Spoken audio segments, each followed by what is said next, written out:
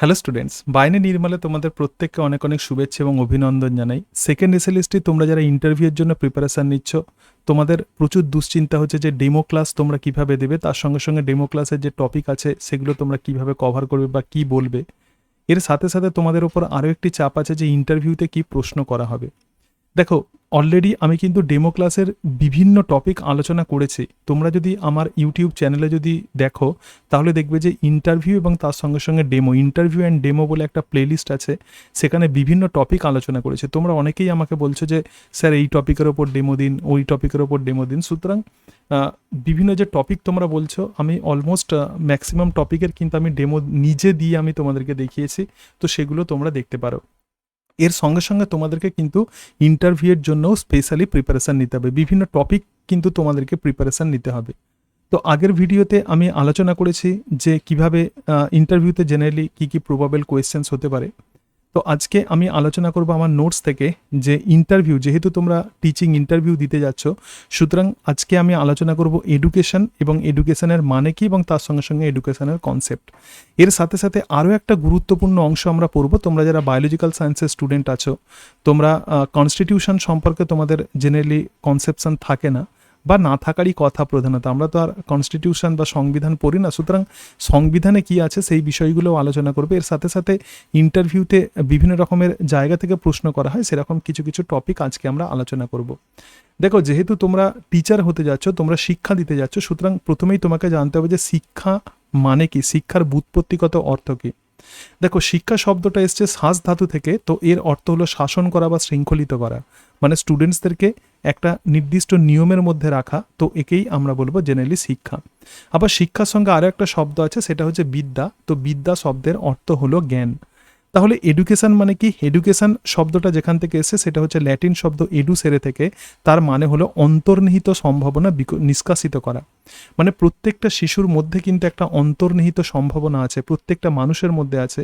তো শিক্ষার মধ্য দিয়ে সেই অন্তর্নিহিত সম্ভাবনাকে বের করে নিয়ে আসা, তো এটাই কিন্তু প্রকৃতপক্ষে এডুকেশন। এখন তোমাকে হয়তো প্রশ্ন করা হতে পারে যে গোল স্যাক থিওরি কাকে বলে, পাইপলাইন থিওরি কাকে বলে। এরকম বিভিন্ন রকমের ইন্টারভিউতে কি প্রশ্ন করা হবে আমরা কেউ জানি না, কিন্তু তোমাকে সব রকম সিচুয়েশানে কিন্তু তোমাকে মানিয়ে নিতে হবে এবং সমস্ত রকম সিচুয়েশান তোমাকে ট্যাকেল করতে হবে ইন্টারভিউতে। যেহেতু আমার যেটা আইডিয়া, তো যেহেতু বিএডকে গুরুত্ব দেওয়া হয়, সুতরাং বিএডে তোমরা যা পড়েছো সেখান থেকেও কিন্তু প্রশ্ন হওয়ার প্রবাবিলিটি আছে। দেখো, গোলস্যাক থিওরি কাকে বলে? এখানে বলছে যে শিক্ষক এবং পুস্তক জ্ঞানের খনি, আর সেই জ্ঞান ভাণ্ডার থেকে স্বর্ণস্বরূপ শস্য যখন শিশুর মনে সঞ্চারিত হয়। তার মানে এখানে বলা হচ্ছে যে যে টিচার এবং তার সঙ্গে সঙ্গে বই, এটা কিন্তু জ্ঞানের খনি। এবং তাদের যে জ্ঞান, তো সেই জ্ঞানটাকে আমরা বলছি স্বর্ণ, মানে সোনার মতো। এবং সেই স্বর্ণ বা সোনা যখন শিশুর মনে সঞ্চারিত হয় শিক্ষার মধ্য দিয়ে, তো তাকেই বলা হয় গোলস্যাক থিওরি। তাহলে পাইপলাইন থিওরি কাকে বলে? বলছে জ্ঞানের খনি থেকে নলের মাধ্যমে জ্ঞানের স্রোতে শিশু শূন্য পাত্র ভরে ওঠে। পাইপলাইন থিওরি, একটা পাইপ কি করে? ধরা যাক এরকম একটা পাত্র আছে এবং এই পাত্রতে পাইপ দিয়ে জল ভরা হচ্ছে। তো সেরকমভাবে পাইপ দিয়ে জ্ঞান আসে এবং যে পাত্রটা আছে এটা ফাঁকা আছে, মানে শিশুর মন ফাঁকা আছে, এবং এখানেই শিক্ষা এসে ক্রমশ ভরাট হয়। শিশুর মনের মধ্যে প্রধানত শিক্ষা চলে আসে। আর ব্যাপক অর্থে তাহলে শিক্ষা কাকে বলে? শিক্ষা কিন্তু প্রকৃতপক্ষে একটা জীবনব্যাপী প্রক্রিয়া। শিক্ষা হলো বিকাশ। বিকাশ মানে হচ্ছে অল রাউন্ড ডেভেলপমেন্ট। আমরা যতদিন বাঁচি ততদিন আমরা শিখি, এবং বর্তমানে জীবনকে উপভোগ ও ভবিষ্যৎ জীবনের প্রস্তুতি, তো এটাই হলো শিক্ষা। এগুলো একদম বেসিক আইডিয়া। যেহেতু আমরা টিচাররা, যেহেতু আমরা শিক্ষা দিচ্ছি, সুতরাং শিক্ষা কি, বিদ্যা কি, এডুকেশন কি, গোলস্যাক থিওরি কাকে বলে, পাইপলাইন থিওরি কাকে বলে, এই সম্পর্কে আইডিয়া রাখতে হবে। এইবার দেখো, অত্যন্ত গুরুত্বপূর্ণ একটা টার্ম তোমাদেরকে বলবো, এবং সেটি হলো 7R। 7R প্রকৃতপক্ষে কি? দেখো, আর মানে হচ্ছে রিডিং, তার সঙ্গে সঙ্গে রাইটিং, তার সাথে সাথে এরিথমেটিক, রিক্রিয়েশন, রেসপন্সিবিলিটি, রিলেশনশিপ এবং সিটিজেনশিপ। এগুলো মিলেই কিন্তু প্রকৃতপক্ষে 7R। শিক্ষার সংকীর্ণ অর্থ কি? শিক্ষার সংকীর্ণ অর্থে এটাই বলা হচ্ছে যে শিক্ষক বা পুস্তকের মাধ্যমে সম্পন্ন হয় শিক্ষার্থী নিষ্ক্রিয় শ্রোতা এবং বিদ্যালয়ে পাঠ্য বিষয় শেষ করা শিক্ষা। এখন যেরকম শিক্ষা চলছে, যে টিচার এলেন, টিচার ক্লাস নিলেন, এবং যারা শিক্ষার্থী আছে তারা শুনছে, তারা নিষ্ক্রিয় শ্রোতা হিসাবে তারা শুনছে, এবং একটা নির্দিষ্ট সময়ে সিলেবাস শেষ করা, তো এটাকেই বলা হচ্ছে সংকীর্ণ অর্থে শিক্ষা। তাহলে 7R তো আমরা দেখলাম, এর সঙ্গে সঙ্গে 3R এর কথা বলেছেন বিজ্ঞানী পেস্তালাৎসি। তো পেস্তালাৎসি কি বলছেন, যে 3টে আর কিন্তু শিশুদের শিক্ষায় অত্যন্ত গুরুত্বপূর্ণ। একটি হলো রিডিং, রিডিং মানে পঠন। প্রত্যেকটা শিশুকে ভালো করে রিডিং পড়া শিখতে হবে। যে বই সে পড়ছে তো সেই বই তাকে বুঝে বুঝে পড়তে হবে। এর সাথে সাথে লিখন, রাইটিং এবং এরিথমেটিক, এই 3টে কিন্তু 3R। এখানে আরও একটা গুরুত্বপূর্ণ অংশ আছে, দেখো 3H। 3H মানে কি, শিক্ষার্থীর শরীরের সুষম বিকাশের জন্য হেড মস্তিষ্ক, তার সঙ্গে সঙ্গে হার্ট এবং হ্যান্ড, এই 3টে একসঙ্গে কাজ করে। এবং গান্ধীজি এর সমর্থক ছিলেন, 3H এর সমর্থক ছিলেন। এরকম কিছু কিছু ইম্পর্টেন্ট টার্ম কিন্তু তোমাদেরকে জেনে রাখতে হবে। দেখো, শিশুকেন্দ্রিক শিক্ষার প্রবক্তাকে, যেহেতু এখন শিশুকেন্দ্রিক শিক্ষাকে প্রচুর পরিমাণে গুরুত্ব দেওয়া হচ্ছে, শিশুদের শিক্ষাকে গুরুত্ব দেওয়া হচ্ছে, তাহলে তোমাকে প্রশ্ন করা হতে পারে যে শিশুকেন্দ্রিক শিক্ষার প্রবর্তক এরকম কয়েকজন বিখ্যাত ফিলোসফারের নাম করো। তো Rabindranath, Gandhiji, Froebel, Rousseau, Pestalozzi, John Dewey, তো এরা সবাই কিন্তু শিশু কেন্দ্রিক শিক্ষার প্রবর্তক। এবং এখানে স্পেশাল এমফাসিস যেখানে দেওয়া হয়েছে তো সেটি হলো রুশো। রুশোকে বলা হয় আধুনিক শিশু শিক্ষার জনক। এর সাথে সাথে দেখো 4A প্রধানত শিক্ষার ব্যাপক অর্থে ব্যবহার করা হয়। এক্ষেত্রে বলা হচ্ছে এজ, অ্যাপটিটিউড, এবিলিটি এবং এইম, এই 4টেকেই আমরা বলবো 4A। তো বিবেকানন্দ কি বলেছেন শিক্ষা সম্পর্কে? বিবেকানন্দ বলেছেন education is the manifestation of perfection already in man. সুতরাং শিক্ষা আমরা মোটামুটিভাবে আমরা জেনে গেলাম যে প্রকৃতপক্ষে শিক্ষা কি, তার সঙ্গে সঙ্গে কিছু ইম্পর্টেন্ট টার্ম আমরা দেখলাম। এবার আমাদের অত্যন্ত গুরুত্বপূর্ণ যে অংশটা দেখতে হবে তো সেটা হচ্ছে ইন্ডিয়ান কনস্টিটিউশন অ্যান্ড এডুকেশন, মানে আমাদের ভারতীয় সংবিধানে শিক্ষা সম্পর্কে কি বলা আছে। দেখবে যখনই তুমি কোনো ক্লাস 9 অথবা ক্লাস 10-এর তুমি যখন বই খুলবে, বইয়ের একদম প্রথম পাতায় কিছু বিষয় লেখা থাকে। আমরা প্রধানত যারা টিচার, তো সেখানে সেই কি লেখা থাকে সেগুলোকে আমরা অতটা গুরুত্ব দিই না, কিন্তু অ্যাজ এ টিচার হিসাবে তোমাকে জানতে হবে যে সেখানে কি লেখা থাকে। এবং সেই যে লেখাগুলো থাকে, আমাদের সংবিধান থেকে কিছু অংশ সেখানে মেনশন করা থাকে যে কোনো পাঠ্যপুস্তকে। তো সেই কারণের জন্য এখান থেকে শুরু করো। কোনো একটা বই তুমি খুলছো, তাহলে বইয়ের একদম প্রথমে কি লেখা আছে সেটা ভাবো। একজন টিচারকে যেমন এই সম্পর্কে জানতে হবে, যিনি ইন্টারভিউ নেবেন তিনি এটা প্রত্যাশা করবেন যে তুমি এই সম্পর্কে জানো, সুতরাং সেইটা সম্পর্কেও আইডিয়া রাখতে হবে। দেখো, সংবিধান হলো দেশের শাসন ব্যবস্থা নিয়ন্ত্রণকারী একটা লিখিত এবং অলিখিত সর্বপ্রকার নিয়মকানুন। একটা দেশকে চালানোর জন্য প্রধানত যে সমস্ত নিয়ম যেগুলো থাকে, যে রুলস যেগুলো থাকে, তো সেই রুলস লিখিত হতে পারে অথবা অলিখিত হতে পারে, তো এটাই কিন্তু প্রকৃতপক্ষে সংবিধান। এবং লিখিত যে নিয়মকানুন থাকে তো সেগুলোকে আমরা বলবো আইন। আর অলিখিত নিয়মকানুন যেমন হতে পারে প্রথা, প্রচলিত রীতিনীতি, এগুলো সব হচ্ছে অলিখিত নিয়মকানুন। কিন্তু প্রচলিত রীতিনীতি আমাদেরকে মানতে হবে, সমাজের যে প্রথা আছে তো সেগুলোও অ্যাজ এ সোশ্যাল মানুষ হিসাবে আমাদেরকে সেগুলোও মেনটেন করতে হবে। সুতরাং সংবিধান হলো দেশের শাসন ব্যবস্থার নিয়ন্ত্রণকারী লিখিত ও অলিখিত সর্বপ্রকার নিয়মকানুন। এবং এই সংবিধানেই যে লিখিত নিয়মকানুন আছে সেটাকেই আমরা বলবো আইন, আর কিছু অলিখিত নিয়মকানুন আছে তো সেগুলোই হলো প্রথা এবং প্রচলিত রীতিনীতি। অ্যারিস্টটল কি বলেছেন? অ্যারিস্টটল বলছেন যে সংবিধান হলো রাষ্ট্রের চরম কর্তৃত্বের শৃঙ্খলাবদ্ধকরণ। মানে একটা রাষ্ট্রকে কি করতে হবে? শৃঙ্খলিত করতে হবে। যে মানুষ আছে, মানুষ যেন মানুষের মতো আচরণ করে, সামাজিক সে যেন অনেক সামাজিক হয়, অনেক সোশ্যাল হয়, এবং সমাজের রীতিনীতি যাতে সে মেনে চলে, তো এটাই কিন্তু অ্যারিস্টটল সেই স্বপ্নই দেখেছিলেন। তো এখানে যে সংবিধান আছে, দেখো সংবিধান দুই ধরনের হতে পারে। এক রকমের সংবিধান হচ্ছে লিখিত সংবিধান এবং আর এক রকমের সংবিধান অলিখিত সংবিধান। লিখিত সংবিধান কি? সংবিধান পরিষদ দ্বারা ঘোষিত। তার মানে কিছু বিখ্যাত ব্যক্তিত্ব থাকেন যারা প্রধানত ঘোষণা করছেন যে দেশ এই নিয়মে চলবে, তো এটাকেই আমরা বলবো লিখিত সংবিধান। এবং তাদের সেই ঘোষণা কিন্তু লিপিবদ্ধ থাকে, লেখা থাকে যে সংবিধানে এই বিষয়ে লেখা আছে। আর অলিখিত সংবিধান কিন্তু এরকম ঘোষিত নয়। এবং লিখিত সংবিধানে দেখো, সাংবিধানিক আইন দেশের সর্বোচ্চ আইন, অর্থাৎ সংবিধানে যে আইন লেখা আছে সেটাই কিন্তু দেশের সর্বোচ্চ আইন।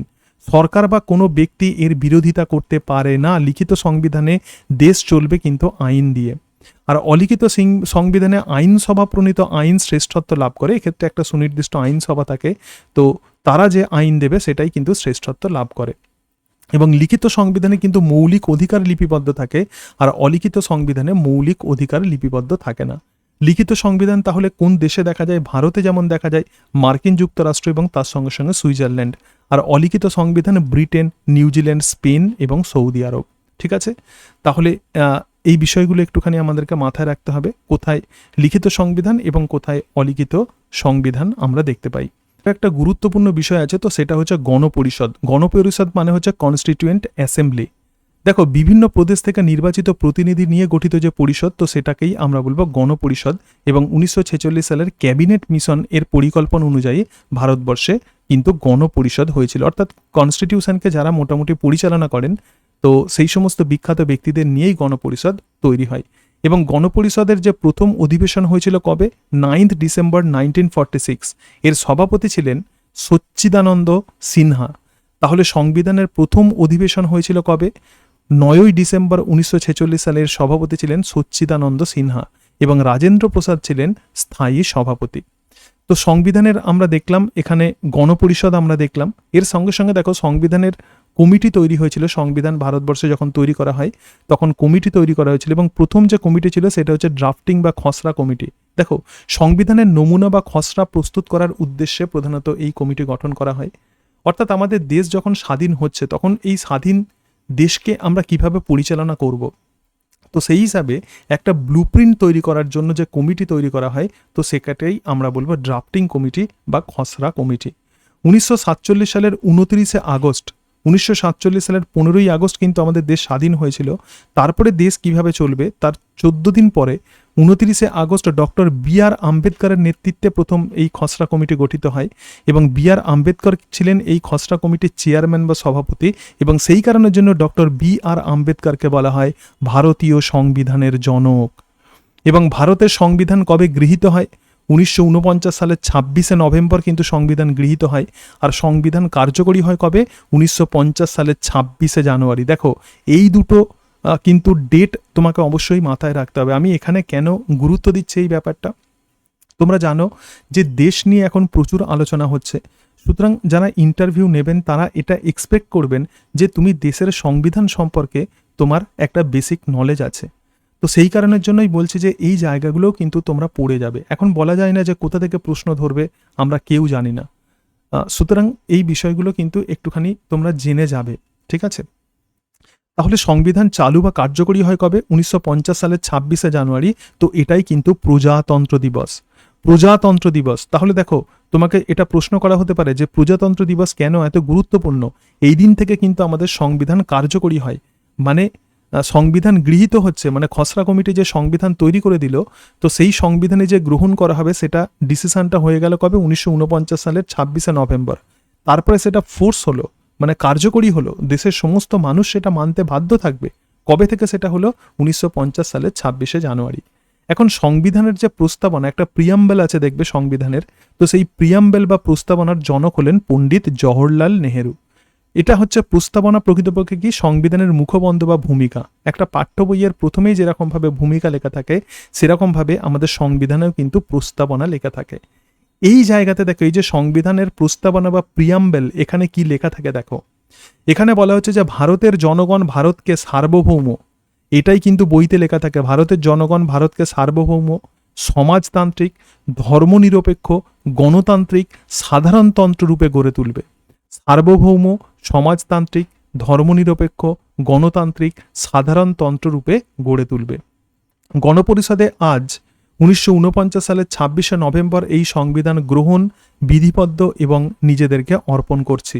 তাহলে এক্ষেত্রে কিন্তু 1949 সালের 26 নভেম্বর সংবিধান এক্ষেত্রে গৃহীত হচ্ছে, ঠিক আছে? এবং এই সময়েই প্রধানত সংবিধানের প্রস্তাবনা করা হয়। এক্ষেত্রে করেছিলেন কে? পণ্ডিত জওহরলাল নেহেরু। 1946 সালের 26 নভেম্বর গণপরিষদে জওহরলাল নেহেরু ভারতের সংবিধান সম্বলিত যে প্রস্তাব উত্থাপন করেন, সেটাই কিন্তু প্রকৃতপক্ষে প্রস্তাবনা। অর্থাৎ বলা হচ্ছে সংবিধানের প্রথমেই কিন্তু এই প্রস্তাবনাটা থাকবে। এবং ভারতের সংবিধানের যে প্রস্তাবনা, এটা গৃহীত হয় মার্কিন যুক্তরাষ্ট্রের অনুকরণে। তোমাকে ইন্টারভিউতে প্রশ্ন জিজ্ঞেস করা হতে পারে যে আমাদের বইতে প্রথমেই যে লেখা থাকে প্রস্তাবনা বলে একটা বিষয় লেখা থাকে, তো আপনি কি বলতে পারবেন যে সেই প্রস্তাবনাতে প্রকৃতপক্ষে কি লেখা থাকে? এর সাথে সাথে এই প্রস্তাবনা প্রধানত কে উত্থাপন করেছিলেন, এটা প্রশ্ন করা হতে পারে। অথবা এই প্রস্তাবনা কোন দেশের সংবিধানের অনুকরণে এটা গ্রহণ করা হয়? মার্কিন যুক্তরাষ্ট্রের সংবিধানে। প্রস্তাবনা সংবিধানের আইডেন্টিটি কার্ড বলেছেন এন পালকিওয়ালা। তাহলে এন পালকিওয়ালা বলছেন যে এই যে প্রিয়াম্বেল আছে, এটা সংবিধানের একটা আইডেন্টিটি কার্ড। তার মানে সংবিধানটা কেমন হবে, কোন দেশের সংবিধান এখানে বলা হচ্ছে, সেই দেশের ডিসক্রিপশনটা কেমন হবে, তো সেটাই প্রকৃতপক্ষে এই প্রস্তাবনাতে বলা আছে। সেই জন্য প্রস্তাবনাকে বলা হচ্ছে সংবিধানের আইডেন্টিটি কার্ড। এবং বিশ্বের সবচেয়ে বড় এবং লিখিত সংবিধান হলো ভারতবর্ষের সংবিধান। ভারতের সংবিধান বিশ্বের সবচেয়ে বড় ও লিখিত সংবিধান। এইবার দেখো সংবিধানের বৈশিষ্ট্য একটু আমরা দেখে নিই। মূল সংবিধানে, যেটা 1950 সালের 26শে জানুয়ারি যে সংবিধান ফোর্স হয়েছিল, সেখানে 395টি ধারা ছিল। কতগুলি ধারা ছিল? 395টি ধারা। এবং 12টি পার্ট এবং 8টি শিডিউলে ধারাগুলো বিভক্ত ছিল। মানে প্রত্যেকটা যে ধারা ছিল সেই ধারাগুলো 12টি পার্টে, অংশে এবং 8টি শিডিউলে বিভক্ত ছিল। কিন্তু বর্তমানে সংবিধানে কতগুলো ধারা আছে? বর্তমানে সংবিধানে 470টি ধারা আছে, 25টি পার্ট আছে এবং 12টি তফসিল আছে। ঠিক আছে, এরপরে আমরা কিছু বিষয় আমরা দেখে নেব। আমরা সবসময় শুনি আমাদের মৌলিক অধিকার ইত্যাদি সম্পর্কে আমরা প্রধানত শুনি এই শব্দগুলো। সুতরাং মৌলিক অধিকার কি, মানে ফান্ডামেন্টাল রাইটস কি, একজন মানুষের ফান্ডামেন্টাল রাইট কি হবে? তো 6টি যে মৌলিক অধিকার আছে, এটা কোথা থেকে নেওয়া হয়েছে? পার্ট 3 এবং 12 থেকে 35 নম্বর ধারা বা অনুচ্ছেদ থেকে এটাকে নেওয়া হয়েছে। তো এখানে আমাদের যে মৌলিক অধিকার আছে, প্রথম যেটা, তো সেটা হচ্ছে সাম্যের অধিকার। সাম্যের অধিকার মানে কি? রাইট টু ইকুয়ালিটি, মানে প্রত্যেকটা নাগরিকের সমান অধিকার। এরকম নয় যে বড় লোকেরা বেশি সুবিধা পাবে, দরিদ্র লোকেরা কম সুবিধা পাবে, সেরকম নয়। প্রত্যেকটা মানুষ কিন্তু তার সমান অধিকার, দেশের নিয়ম কানুনে প্রত্যেকটা মানুষের কিন্তু সমান অধিকার, সবাইয়ের কিন্তু ন্যায় বিচার পাবার অধিকার আছে। এর সাথে সাথে দেখো স্বাধীনতার অধিকার। স্বাধীনতা মানে হচ্ছে রাইট টু ফ্রিডম। কীরকম স্বাধীনতা? স্বাধীনতার অধিকার প্রধানত কতগুলো আছে? 6টি আছে। যেমন মত প্রকাশের স্বাধীনতা, তুমি তোমার মত প্রকাশ করতে পারবে। নিরস্ত্র সমাবেশ, অর্থাৎ অস্ত্র না নিয়ে তুমি সমবেত হতে পারবে। সমিতি গঠন, যে কোনো সমিতি গঠন করতে পারবে। বিভিন্ন মানুষকে নিয়ে আমরা কালচারাল কমিটি গঠন করতে পারবো। দেশের সর্বত্র আমরা চলাফেরা করতে পারবো, দেশের সর্বত্র আমরা বসবাস করতে পারবো এবং আমরা যে কোনো পেশা গ্রহণ করতে পারবো। তাহলে 1টা, 2টো, 3টে, 4টে, 5টা এবং 6টা, এই 6টা কিন্তু প্রকৃতপক্ষে আমাদের স্বাধীনতার অধিকার। এর সঙ্গে সঙ্গে দেখো শোষণের বিরুদ্ধে অধিকার, রাইট এগেনস্ট এক্সপ্লয়টেশন। এমন অনেক মানুষ আছে যারা এক্সপ্লয়েটেড হয়, সুতরাং সেক্ষেত্রে কিন্তু শোষণের অধিকার আছে। যেমন বিনা বেতনে খাটানো, এটা কিন্তু শোষণের বিরুদ্ধে অধিকার। এবং তার সাথে সাথে 14 বছরের কম বয়সী শিশুদের কারখানা বা খনির কাজে নিষিদ্ধ। তোমাকে বলা হতে পারে যে 14 বছর বয়সে এই যে শিশুদেরকে বলা হচ্ছে আপার প্রাইমারি স্কুলে প্রধানত তাদেরকে পড়ানো হচ্ছে, তো তাদের কি অধিকার আছে? তাহলে তাদের যেটা অধিকার আছে সেটা হচ্ছে শোষণের বিরুদ্ধে অধিকার।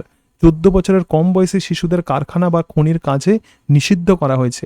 কেউ যদি এটা করে তাহলে তার কিন্তু পানিশমেন্ট হবে। এবং ধর্মীয় স্বাধীনতার অধিকার, আমরা যে কোনো ধর্ম গ্রহণ করতে পারি। সংস্কৃতি ও শিক্ষা বিষয়ক অধিকার, এবং 3য় অধ্যায়ে 29 এবং 30 নম্বর অনুচ্ছেদ, ঠিক আছে, নিজ ভাষা, লিপি এবং সংস্কৃতি সংরক্ষণ করতে পারবে। এবং সাংবিধানিক প্রতিকারের অধিকার, বাকি 5টা থেকে কেউ যদি বঞ্চিত হয়, তার মানে এই যে অধিকারগুলোর কথা বলা হলো, এইগুলো থেকে কেউ যদি বঞ্চিত হয় তাহলে যে কোনো ব্যক্তি কি করতে পারবে? সুপ্রিম কোর্টে যেতে পারবে। কোথায় যেতে পারবে? সুপ্রিম কোর্টে। কত নম্বর ধারাতে লেখা আছে? 32 নম্বর ধারাতে লেখা আছে। এবং অথবা হাইকোর্টে যেতে পারবে। কত নম্বর ধারাতে লেখা আছে? 226 নম্বর ধারাতে লেখা আছে।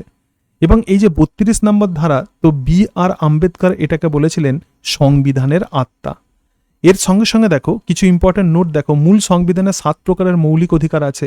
1978 সালে 44তম সংশোধনীর মাধ্যমে সম্পত্তির অধিকার কিন্তু বাদ দেওয়া হয়েছে। এখন এই সম্পত্তির অধিকার লিগ্যাল রাইট ধারা 300A ধারাতে এটা লিপিবদ্ধ করা আছে। মৌলিক অধিকার তো আমরা দেখলাম। এবার আমরা যেটা দেখব তো সেটা হচ্ছে মৌলিক কর্তব্য, মানে ফান্ডামেন্টাল ডিউটি। ফান্ডামেন্টাল ডিউটি যে সংবিধান থেকে নেওয়া হয়েছে সেটা কিন্তু রাশিয়ার সংবিধান থেকে নেওয়া হয়েছে। তো ফান্ডামেন্টাল ডিউটি কি আছে? নাগরিকদের নৈতিক দায়িত্ব পালন করতে হবে। প্রত্যেকটা নাগরিকের কিছু না কিছু দায়িত্ব থাকে। 1976 সালে প্রথম কিন্তু এটা যুক্ত করা হয় মৌলিক কর্তব্যকে। এত সালগুলো মনে না রাখলেও চলবে, শুধু জিসটা জেনে রাখবে, কিন্তু আমি বোঝার জন্য এগুলো বলে দিচ্ছি। এবং প্রথমে এই মৌলিক কর্তব্য 10টি ছিল, বর্তমানে এর সংখ্যা কতগুলো? 11টি। 2002 সালে 76তম সংশোধনীর মাধ্যমে 6 থেকে 14 বছর বয়সী প্রত্যেক শিশুকে শিক্ষাদানের ব্যবস্থা করা প্রত্যেক পিতামাতার মৌলিক কর্তব্য। This is very very important. তাহলে 2002 সালে 76তম সংশোধনীর মাধ্যমে কি বলা হচ্ছে? 6 থেকে 14 বছর বয়সী প্রত্যেকটা শিশুকে যে শিক্ষাদানের ব্যবস্থা করা প্রত্যেক পিতামাতার মৌলিক কর্তব্য, এটা কিন্তু মৌলিক কর্তব্যের মধ্যে পড়ে। তো এই যে প্রত্যেকটা বাবা মাকে তার সন্তানদেরকে শিক্ষা দিতে হবে, ঠিক আছে? এটা কিন্তু মৌলিক অধিকার নয়, এটা অ্যাকচুয়ালি মৌলিক কর্তব্যের মধ্যে পড়ে। তাহলে এটা 2002 সালে 76তম সংশোধনীর মাধ্যমে এই মৌলিক কর্তব্যকে ইনক্লুড করা হয়েছিল। এরপরে দেখো রাষ্ট্র পরিচালনার নির্দেশক নীতি। দেখো কল্যাণমূলক রাষ্ট্র গড়ে তোলার লক্ষ্য, এটাই নির্দেশমূলক নীতিতে এটাই বলা হচ্ছে, এবং প্রত্যেক রাজ্য ও কেন্দ্রীয় সরকার এই 4টি মূল নীতি মেনে চলবে। রাষ্ট্র পরিচালনার প্রধানত 4টি মূল নীতি আছে এবং এটা পার্ট নাম্বার 4-এ লেখা আছে। এর সঙ্গে সঙ্গে দেখো আমরা যেটা বলছিলাম, আমাদের যেটা মেন টার্গেট সেটা হচ্ছে সংবিধানে আমাদের এডুকেশন সম্পর্কে কি বলা আছে, এডুকেশন এবং তার সঙ্গে সঙ্গে কনস্টিটিউশন। দেখো 45 নম্বর ধারাতে এটা বলা আছে যে প্রত্যেক ছেলে মেয়ে 14 বছর বয়স পর্যন্ত বাধ্যতামূলক শিক্ষা অবৈতনিক। 14 বছর বয়স পর্যন্ত প্রত্যেকটা ছেলে মেয়ের বাধ্যতামূলক শিক্ষা থাকবে এবং সেই শিক্ষা সম্পূর্ণভাবে অবৈতনিক হবে। 46 নম্বর ধারাতে কি বলা হচ্ছে, অনুন্নত শ্রেণীর যে সমস্ত মানুষ আছে SC ST তাদের অর্থনৈতিক এবং শিক্ষা বিষয়ক স্বার্থের উন্নতি ঘটাতে হবে। 15A নাম্বার ধারাতে কি বলা আছে, সরকার কোনো নাগরিককে লিঙ্গের ভিত্তিতে আলাদা করবে না, সকলের সমান অধিকার থাকবে। এরকম নয় যে পুরুষরা বেশি সুযোগ সুবিধা পাচ্ছে, স্ত্রীরা কম সুযোগ সুবিধা পাচ্ছে, এরকম নয়। লিঙ্গের ভিত্তিতে মানে লিঙ্গ বৈষম্য থাকলে হবে না। আর 42তম সংশোধনীতে কি বলা হচ্ছে, শিক্ষাকে যুগ্ম তালিকার অন্তর্ভুক্ত করা হয়েছে, এটা ভেরি ভেরি ইম্পর্টেন্ট। 42তম সংশোধনীতে বলা হচ্ছে শিক্ষা যুগ্ম তালিকার অন্তর্গত। এর সার্থকতার জন্য কেন্দ্র ও রাজ্য উভয়েই দায়িত্ব গ্রহণ করবে। যুগ্ম তালিকায় 52টি বিষয় আছে, তার মানে শিক্ষাতে যেমন কেন্দ্রের যেমন ভূমিকা থাকবে তার সঙ্গে সঙ্গে রাজ্যেরও ভূমিকা থাকবে। 42তম সংশোধনী অনুযায়ী শিক্ষাকে যুগ্ম তালিকার অন্তর্ভুক্ত করা হয়েছে। যুগ্ম তালিকা মানে কেন্দ্র এবং রাজ্য উভয়েরই কিন্তু রেসপন্সিবিলিটি থাকবে। এবার দেখো NCF বা ন্যাশনাল কারিকুলাম ফ্রেমওয়ার্ক 2005 সালের জাতীয় পাঠ্যক্রম কাঠামো। NCERT দ্বারা এটা প্রকাশিত হয়েছে। ভারতবর্ষে বিদ্যালয় সংক্রান্ত শিক্ষার বিষয়বস্তু, সিলেবাস, মূল পাঠ্য বই, শিক্ষণ প্রশিক্ষণের বিভিন্ন নথিপত্র এই কাঠামোতে দেওয়া হয়। অর্থাৎ সিলেবাস কেমন চলবে তো সেইগুলোই প্রধানত মেনশন করা হয়। NCF এর মূল বিষয় ছিল গ্রামীণ বিদ্যালয়। সুতরাং সংবিধান থেকে কিন্তু তোমরা এই অংশগুলো অবশ্যই একটু জেনে রাখবে। সালগুলো অত মনে না রাখলেও চলবে, কিন্তু যে সাল মনে রাখতে হবে যেটা হচ্ছে সংবিধান কবে কার্যকরী হয়, তার সঙ্গে সঙ্গে সংবিধান কবে গৃহীত হয়, সংবিধানের প্রস্তাবনা, মৌলিক অধিকার কোনটা, মৌলিক কর্তব্য কোনটা। সুতরাং এই জায়গাগুলো কিন্তু বেসিক আইডিয়া রাখতে হবে। তুমি যখনই এগুলো নিয়ে একটা বেসিক আইডিয়া নিয়ে নেবে, দেখবে যে তোমার মধ্যে অলরেডি কনসেপশন তৈরি হয়ে যাবে, একটা ধারণা তৈরি হয়ে যাবে, কনফিডেন্স তৈরি হয়ে যাবে, ঠিক আছে, যে না আমি দেশ সম্পর্কে জানি, যেটা ইন্টারভিউতে অত্যন্ত গুরুত্বপূর্ণ। আমি জাস্ট এটা তোমাদেরকে বলছি যে কনফিডেন্স তৈরি করতে হবে, যে কোনোভাবে হোক কনফিডেন্স তৈরি করতে হবে। যত তুমি পড়বে, যত জানবে, তত কিন্তু তোমার কনফিডেন্স তৈরি হবে। এবার কিছু কিছু ইম্পর্ট্যান্ট অংশ আমরা দেখব। একজন স্কুলের টিচার হতে গেলে যে সমস্ত ইনফরমেশনগুলো যাকে অবশ্যই জানতে হবে, তো সেগুলো আমরা দেখব। এখানে দেখো প্রথম যেটা আছে সেটা হচ্ছে কারিকুলাম বা পাঠ্যক্রম। তো কারিকুলাম যেমন আছে তার সঙ্গে সঙ্গে সিলেবাস। তোমাকে প্রশ্ন করা হতে পারে যে কারিকুলাম এবং সিলেবাসের মধ্যে পার্থক্য কি, একটু দেখে নাও। কারিকুলাম হচ্ছে একটা ল্যাটিন শব্দ যেটা এসছে কুরেরি থেকে।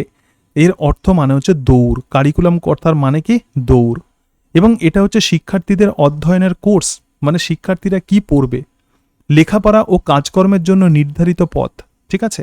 এখন এই যে কারিকুলাম আছে, কারিকুলাম দুই ধরনের হতে পারে, তবে বুঝতে পারবে যে কারিকুলামটা প্রকৃতপক্ষে কি। কারিকুলাম প্রধানত ট্র্যাডিশনাল হতে পারে। ট্র্যাডিশনাল মানে কি, এক্ষেত্রে শুধুমাত্র শ্রেণীকক্ষের অনুশীলনের মধ্যে সীমাবদ্ধ, মানে ছাত্রছাত্রীরা যে পড়াশোনা করবে তো সেটাকেই আমরা বলছি ট্র্যাডিশনাল কারিকুলাম। তো ট্র্যাডিশনাল কারিকুলামে শিক্ষকের গুরুত্ব বেশি এবং শিক্ষার্থীর সর্বাঙ্গীন বিকাশ কিন্তু হয় না।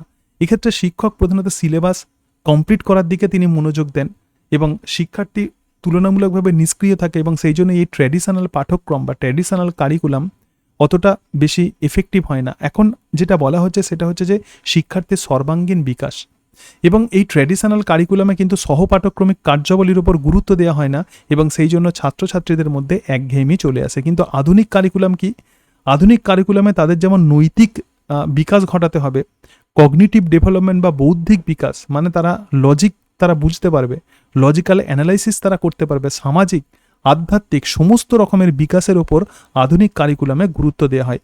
এক্ষেত্রে শুধুমাত্র ক্লাসরুম নয়, তার বাইরের শিক্ষা এবং অভিজ্ঞতার ওপর গুরুত্ব দেওয়া হয়। তাহলে শিক্ষা একটা জীবনব্যাপী প্রক্রিয়া, শুধুমাত্র আমরা স্কুল থেকে শিখব না, ক্লাস থেকে শিখবো না, জীবনে আমরা যা সমস্ত সমস্যার সম্মুখীন হচ্ছে সেগুলোকে আমরা সলভ করতে শিখব। তো এটাই কিন্তু প্রকৃতপক্ষে আধুনিক কারিকুলাম। এবং শিক্ষার্থীদের বিভিন্ন সমস্যার মধ্যে সমস্যা দিয়ে তাদেরকে সেই সমস্যার সমাধান করতে বলতে হবে, যেটাকে আমরা বলবো প্রজেক্ট মেথড। সুতরাং সেই কারণের জন্যই এই আধুনিক ধারণাকে অ্যাপ্লাই করা হচ্ছে বর্তমান এডুকেশনাল সিস্টেমে। এর সাথে সাথে দেখো সিলেবাস মানে কি? সিলেবাস মানে হচ্ছে কেবলমাত্র পুস্তক নির্ভর এবং পাঠ্যসূচি শেষ করার নির্দিষ্ট সময় থাকে। কারিকুলামে যেমন এরকম কোনো একটা বিষয় শেষ করার নির্দিষ্ট সময় থাকে না, কিন্তু সিলেবাস মানে হচ্ছে নির্দিষ্ট সময় থাকে এবং সেই নির্দিষ্ট সময়ের পরে পরে প্রধানত পরীক্ষা নেওয়া হয়। ঠিক আছে, তো সেই কারণের জন্য এটাকে আমরা বিজ্ঞানসম্মত পাঠদান বলবো। এক্ষেত্রে টিচারদের ওপরেও যেমন চাপ থাকে, তার সঙ্গে সঙ্গে স্টুডেন্টসদের ওপরেও চাপ থাকে সিলেবাস কমপ্লিট করার, এবং বৌদ্ধিক বিকাশ ও স্মৃতিশক্তির ওপর কিন্তু গুরুত্ব দেওয়া হয়।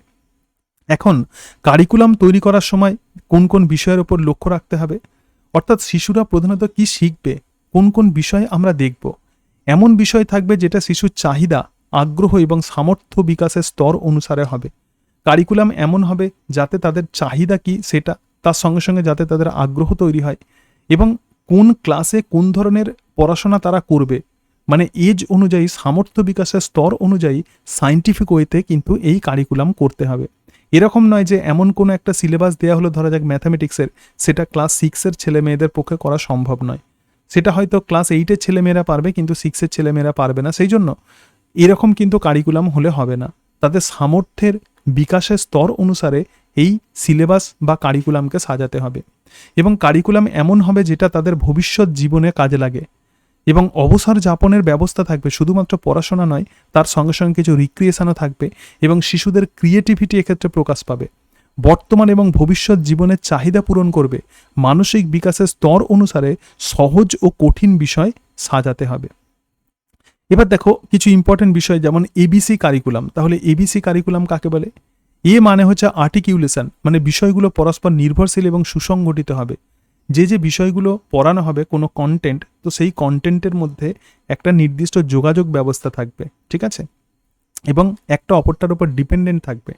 এখানেই লেখা আছে দেখো, সমগ্র কোর্সকে ছোট ছোট ইউনিট বা এককে বিভক্ত থাকবে। প্রত্যেকটা ইউনিট আবার সাব ইউনিটে বিভক্ত হবে। তার মানে কি, যদি আমরা এরকম লিখি কোর্স, ঠিক আছে, এই কোর্সের মধ্যে আবার কি থাকবে? এই কোর্সের মধ্যে অনেকগুলো ইউনিট থাকবে।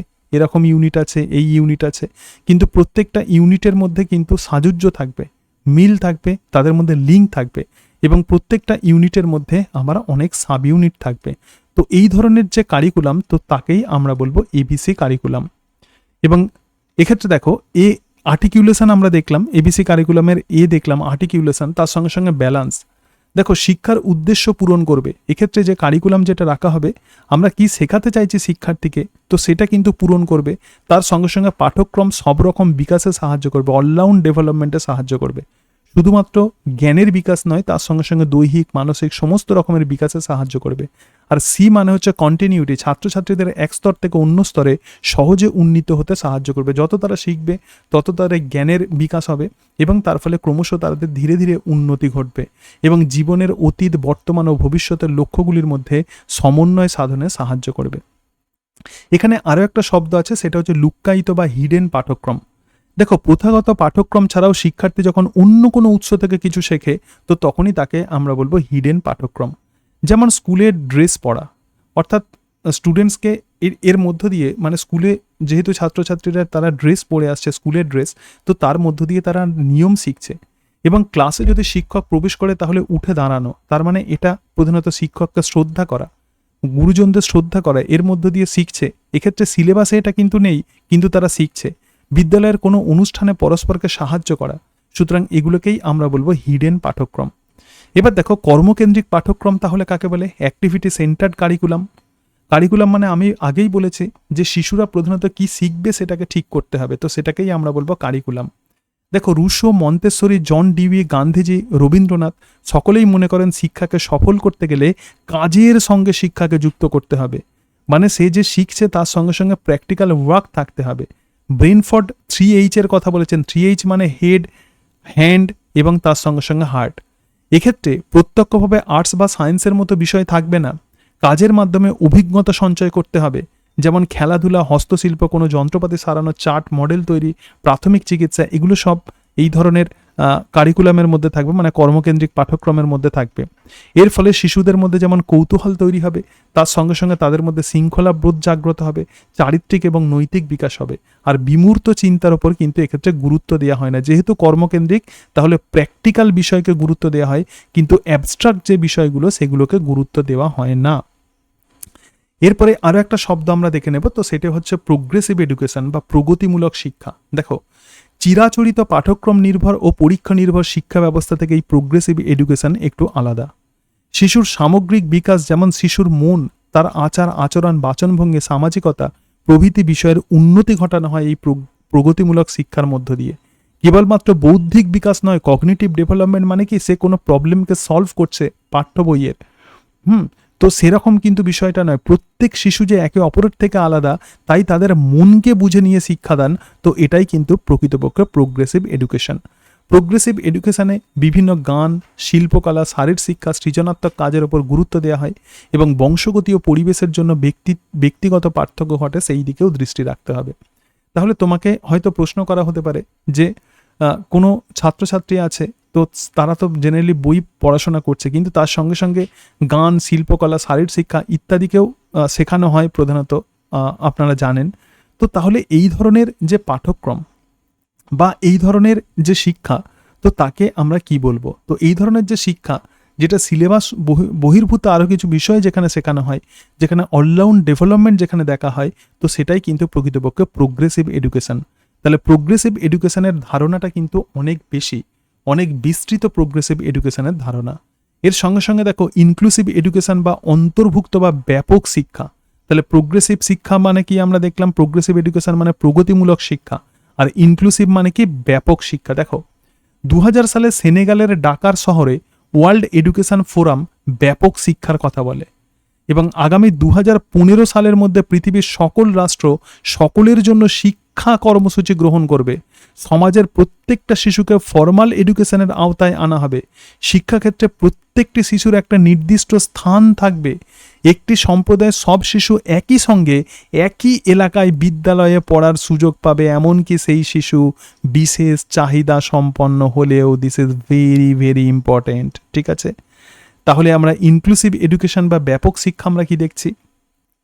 একটি সম্প্রদায়ের সমস্ত শিশু একই সঙ্গে একই এলাকার বিদ্যালয়ে পড়ার সুযোগ সুবিধা পাবে, সেই শিশু বিশেষ চাহিদা সম্পন্ন হলেও। তাহলে এই যে ইনক্লুসিভ এডুকেশন, যেটা ব্যাপক শিক্ষা, কাদের জন্য, কাদের কথা চিন্তা করে করা হয়েছে? স্কুলছুট শিশু, ব্যতিক্রমী শিশু মানে শারীরিক এবং মানসিক প্রতিবন্ধী, বুদ্ধিদীপ্ত, সৃজনশীল শিশু, সবার জন্য। বিদ্যালয়ে আসছে অথচ শিক্ষা সুযোগ থেকে বঞ্চিত হচ্ছে, তো তাদের জন্য যে ধরনের শিক্ষা, তো এটাই কিন্তু প্রকৃতপক্ষে ইনক্লুসিভ এডুকেশন। এর সঙ্গে সঙ্গে দেখো, তোমাকে প্রশ্ন করা হতে পারে যে সহপাঠক্রমিক কার্যাবলীর প্রধানত গুরুত্ব কোথায়, বা কো কারিকুলার অ্যাক্টিভিটি। দেখো, অতীতে শিক্ষার উদ্দেশ্য শুধুমাত্র বৌদ্ধিক জ্ঞানের বিকাশ, এটাই ছিল, অর্থাৎ বিষয়কেন্দ্রিক জ্ঞান। কিন্তু খেলাধুলা, গান বাজনা, অভিনয়, বিতর্ক সভা ইত্যাদির মধ্য দিয়ে সার্বিক জীবনের বিকাশ ঘটে, এবং এগুলোকেই আমরা বলবো সহপাঠক্রমিক কার্যাবলী। তোমাকে যদি বলা হয় যে সহপাঠক্রমিক কার্যাবলী কি, তুমি বলবে যে আগে শিক্ষার উদ্দেশ্য ছিল শুধুমাত্র বৌদ্ধিক জ্ঞানের বিকাশ, তার মানে বিষয়কেন্দ্রিক জ্ঞান, কিন্তু খেলাধুলা, গান বাজনা, অভিনয়, বিতর্ক সভা এই সব কিছুর মধ্য দিয়েই প্রকৃতপক্ষে সার্বিক জীবনের বিকাশ ঘটে, এবং এগুলোকেই আমরা বলবো সহপাঠক্রমিক কার্যাবলী। অর্থাৎ পাঠ্যসূচি ছাড়াও যে অতিরিক্ত কর্মসূচি, তো সেটাই কিন্তু সহপাঠক্রমিক কার্যাবলী। সহপাঠক্রমিক কার্যাবলীর ফলে কি ঘটনা ঘটে? দেখো, যখন তোমাকে এটা প্রশ্ন করা হবে তখন তুমি হয়তো আইডিয়া থেকে উত্তর দিতে পারবে, কিন্তু একটু যদি পড়ে যাও, একটু যদি পড়াশোনা করে যাও, তোমার উত্তরটা দিতে অনেক সুবিধা হবে। এক্ষেত্রে দেখো, আত্মত্যাগের বোধ গড়ে ওঠে। শিশুরা কিছু জিনিস তারা ত্যাগ করতে শেখে, মনের প্রশস্ততা বাড়ে, সবার সঙ্গে শেয়ার করে নেওয়ার ক্ষমতা বাড়ে, পরিশ্রমী মানুষ হিসাবে নিজেকে গড়ে তোলে, এবং নৈতিক ও আধ্যাত্মিক বিকাশে সাহায্য করে। তাহলে সহপাঠক্রমিক কার্যাবলীর সঙ্গে সঙ্গে দেখো কিছু ইম্পর্টেন্ট অংশ আছে, যেমন সৃজনাত্মক কার্যাবলী কাকে বলে? সৃজনাত্মক মানে ক্রিয়েটিভ। দেখো, কেউ গল্প লিখতে পারে, কবিতা, প্রবন্ধ লেখা, ছবি আঁকা, নতুন কোনো জিনিস তৈরি, তো এটাই সৃজনাত্মক কার্যাবলী। এর মধ্য দিয়ে নান্দনিক রুচি এবং মূল্যবোধের বিকাশ ঘটে। এর মধ্য দিয়ে একটা সৌন্দর্য বোধ তৈরি হয়, যে জিনিসগুলো সুন্দর তার প্রতি একটা ভালোবাসা তৈরি হয়, তো এটাকেই আমরা বলবো সৃজনাত্মক কার্যাবলী। আর বহুমুখী কার্যাবলী মানে কি? এর মধ্য দিয়ে নিজেকে প্রকাশ করা যায়। স্কুলেতে দেখবে বয়েজ স্কাউট থাকে, গার্লস গাইড থাকে, এনসিসি থাকে, এনএসএস থাকে, বিজ্ঞান মঞ্চ থাকে, বৃক্ষরোপণ প্রভৃতি করা হয়। তো এগুলো সব কিন্তু বহুমুখী কার্যাবলী। তোমাকে প্রশ্ন করা হতে পারে যে একটা স্কুলেতে যে এনসিসি আছে, তো এনসিসি যে আছে তাহলে এটা কোন ধরনের কার্যাবলী? অবভিয়াসলি এটা বহুমুখী কার্যাবলী। এর সঙ্গে সঙ্গে দেখো ফটোগ্রাফি, স্ট্যাম্প ও মুদ্রা সংগ্রহ, বাগান করা বা গার্ডেনিং, মাটি ও কাঠের কাজ, এগুলো সব কিন্তু প্রকৃতপক্ষে বহুমুখী কার্যাবলীর উদাহরণ। বর্তমান পাঠ্যসূচিতে এই কারণে কর্মশিক্ষা, শারীরিক শিক্ষা এবং সমাজ সেবামূলক কার্যাবলী রাখা হয়েছে। এবার দেখো এখানে আমরা একটা এক্সাম্পল দেখছি, বিদ্যালয় দিবস বা স্কুল ডে। প্রত্যেকটা শিক্ষাবর্ষে শিক্ষকদের দ্বারা প্রধানত পরিচালিত হয় স্কুল ডে।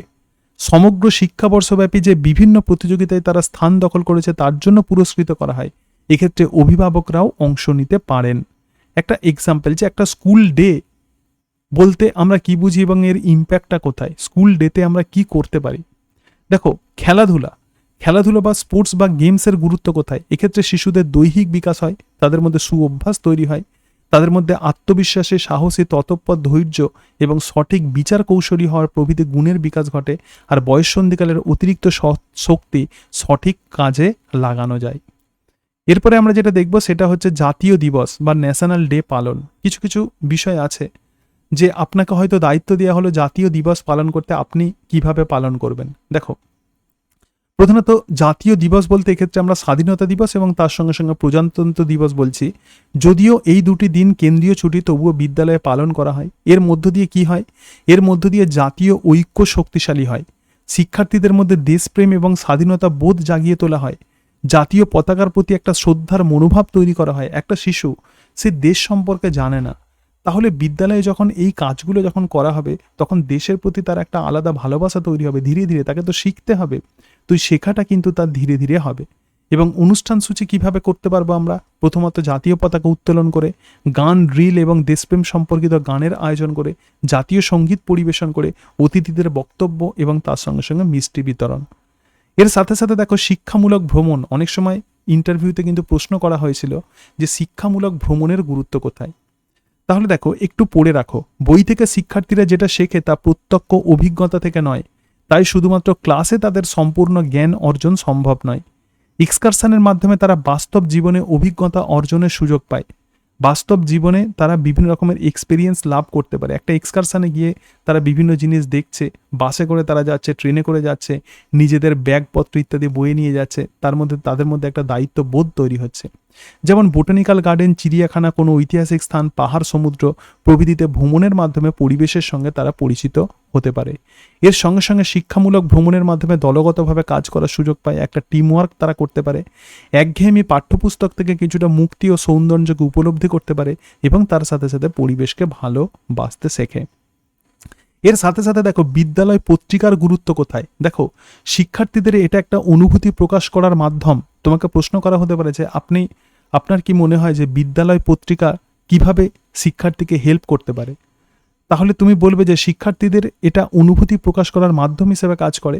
এখানে তারা গল্প, কবিতা, প্রবন্ধ, ভ্রমণ কাহিনী লিখে নিজেদের অন্তর্নিহিত প্রতিভার বিকাশ ঘটাতে পারে। এর মাধ্যমে দূরবর্তী অঞ্চলের মানুষও কিন্তু বিদ্যালয় সম্পর্কে জানতে পারেন। যখন তাদের হাতে পত্রিকা যায় তখন সেই বিদ্যালয় সম্পর্কে তাদের একটা ধারণা তৈরি হয়। দেয়াল পত্রিকা যেটা দিনে 15 দিন থেকে 1 মাস দেওয়ালে টাঙানো থাকে, তো সেটাও কিন্তু এক রকমের পত্রিকা। কোনো শিক্ষার্থীর লেখা প্রকাশ পেলে সে পড়াশোনার প্রতি আরও আগ্রহী হয় এবং গর্বিত অনুভব করে। বাচ্চা ছেলে মেয়ে যদি তাদের নামটা দেখে তাহলে তাদের অলরেডি ভালো লাগে, তারা আরও পড়াশোনার প্রতি আগ্রহী হবে। এবং অনেক সময় দেয়াল পত্রিকার লেখা বার্ষিক পত্রিকায় ছাপানো যেতে পারে, এতে তারা আরও উৎসাহিত হবে। এর সাথে সাথে দেখো স্কুলেতে এক্সিবিশনের গুরুত্ব কি, প্রদর্শনের গুরুত্ব কোথায়। কোনো সংগৃহীত দ্রব্য জনগণকে যে দেখানো, তো তাকেই আমরা বলবো এক্সিবিশন বা প্রদর্শনী। বিদ্যালয়ের প্রদর্শনীতে ছাত্রছাত্রীরা নিজেদের হাতে যেটা তৈরি করে তা পিতামাতা এবং জনগণকে দেখানো যায়। ভালোভাবে তারা যে জিনিস তৈরি করেছে সেটা সুন্দরভাবে দেখানো হচ্ছে, তো এটাকেই আমরা বলবো এক্সিবিশন। এক্ষেত্রে তাদের কল্পনা প্রবণতা যেমন বাড়ে, তার সঙ্গে সঙ্গে তাদের ক্রিয়েটিভিটি প্রকাশ পায়। যেমন আর্ট এক্সিবিশন হতে পারে, ক্রাফট এক্সিবিশন হতে পারে, হাতের কাজ, সায়েন্স এক্সিবিশন হতে পারে। তাদের আগ্রহ, দক্ষতা এবং প্রতিভার যেমন বিকাশ ঘটে, তার সঙ্গে সঙ্গে বিষয়গত জ্ঞানের গভীরতা জানা যায়। দলগত একটা কাজ করার মানসিকতা তৈরি হয়। জনগণ এবং অভিভাবকদের সাথে বিদ্যালয়ের সুসম্পর্ক তৈরি হয়। এবার অত্যন্ত গুরুত্বপূর্ণ যেটা, তো সেটা হচ্ছে বিদ্যালয়ের প্রার্থনা সভা। দেখো, এখন প্রার্থনা সভাকে অনেক বেশি গুরুত্ব দেওয়া হয়েছে, সেই জন্য তোমাকে প্রশ্ন করা হতে পারে যে বিদ্যালয়ের প্রার্থনা সভার গুরুত্ব কোথায়। প্রার্থনা সভা প্রকৃতপক্ষে কি? বিদ্যালয়ের শিক্ষার্থী, শিক্ষক শিক্ষিকা, অশিক্ষক কর্মচারীবৃন্দ সমবেত হয়ে প্রার্থনা সভা সম্পন্ন করেন এবং সমস্ত শিক্ষার্থীকে প্রার্থনা সভা ও জাতীয় সঙ্গীত পরিচালনা করার সুযোগ দিতে হবে। এক্ষেত্রে কিভাবে সম্পন্ন করা হয়? সবাইকে, সমস্ত স্টুডেন্টসকে যদি পসিবল হয় এই জাতীয় এই প্রার্থনা সভা কিন্তু পরিচালনা করার সুযোগ দিতে হবে। আমরা প্রধানত স্কুলেতে কি করি, যারা ভালো পারে তো তাদেরকে সুযোগ দিই, কিন্তু আমাদের প্রত্যেককে সুযোগ দিতে হবে যাতে ছাত্রছাত্রীদের ভয় ভাঙে। তার সঙ্গে সঙ্গে প্রার্থনা সভায় আমরা দৈনিক সংবাদ পাঠ, কী কী ঘটনা ঘটছে সেটা যেমন জানানো যায়, তার সঙ্গে সঙ্গে দিনের সবচেয়ে বড় খবর উল্লেখ করা। কোনো মনীষীর যদি জন্মদিন বা বিশেষ দিন হয় তাহলে তার গুরুত্ব সম্পর্কে তাদেরকে অবহিত করতে হবে। বিদ্যালয়ের কর্মসূচি সম্পর্কে গুরুত্বপূর্ণ ঘোষণা করা যায় প্রার্থনা সভাতেই। খেলাধুলা প্রতিযোগিতার ফল এখানে ঘোষণা করা যায়।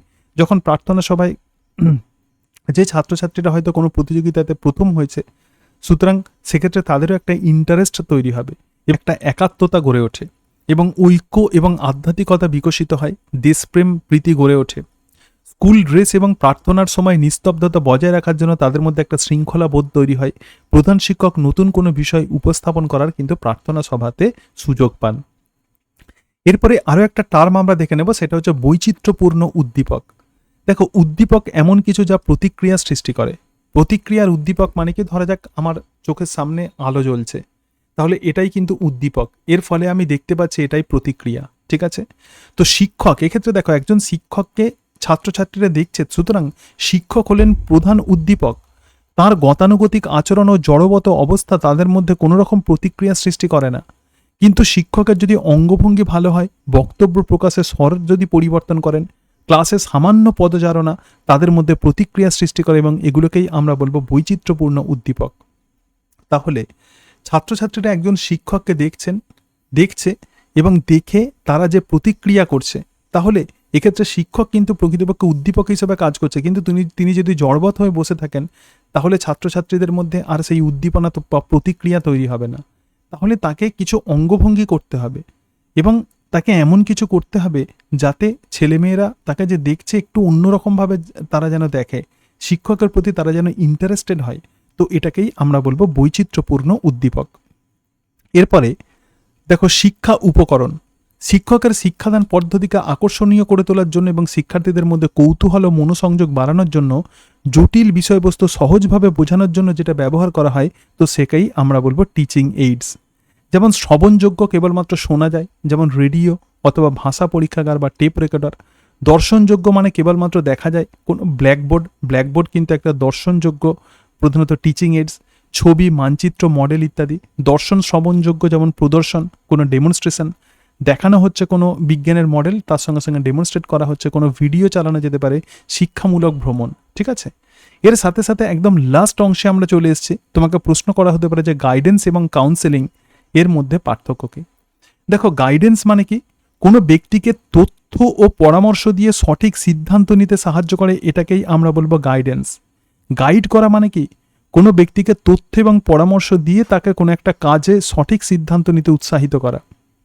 আর কাউন্সেলিং মানে কি, এক্ষেত্রে কিন্তু প্রশিক্ষিত ব্যক্তি থাকবেন, কোনো মানুষের ব্যক্তিগত মানসিক সমস্যা মোকাবিলা করতে সাহায্য করে। এটাকে কেন বলছি, এমন অনেক ছেলে মেয়ে আছে যাদের বিভিন্ন রকমের প্রবলেম হয়, তাহলে বলা হবে যে তাদেরকে কাউন্সিলরের কাছে নিয়ে যেতে হবে। তোমাকে প্রশ্ন করা হতে পারে যে কাউন্সেলিং তাহলে প্রকৃতপক্ষে কাকে বলে? অনেক ছেলে মেয়েদের অনেক সময় কাউন্সেলিংয়ের প্রয়োজন হয়, তাহলে কাউন্সেলিং কাকে বলে? প্রশিক্ষিত ব্যক্তি যখন কোনো মানুষের ব্যক্তিগত এবং মানসিক সমস্যা মোকাবিলা করতে সাহায্য করে, তো তাকেই আমরা বলবো কাউন্সেলিং। আর গাইডেন্স মানে কি, তথ্য এবং পরামর্শ দিয়ে, মানে ধরা যাক তুমি কোনো একটা বিষয় বোঝাচ্ছ, কোনো একটা টপিক বোঝাচ্ছ, তাহলে তাকে ইনফরমেশন দেওয়া হচ্ছে এবং তাকে বুঝিয়ে দেওয়া হচ্ছে, তো এটাকেই আমরা বলবো গাইডেন্স। এবং গাইডেন্সে দেখো, কোনো শিশুর শিক্ষাগত কাজে সাহায্য করে, যা তাকে পরবর্তী পেশা বেছে নিতে সাহায্য করে। আর কাউন্সেলিংয়ে কী হচ্ছে, মানসিক ও ব্যক্তিগত সমস্যা অন্বেষণ করে তা সমাধান করা হয়।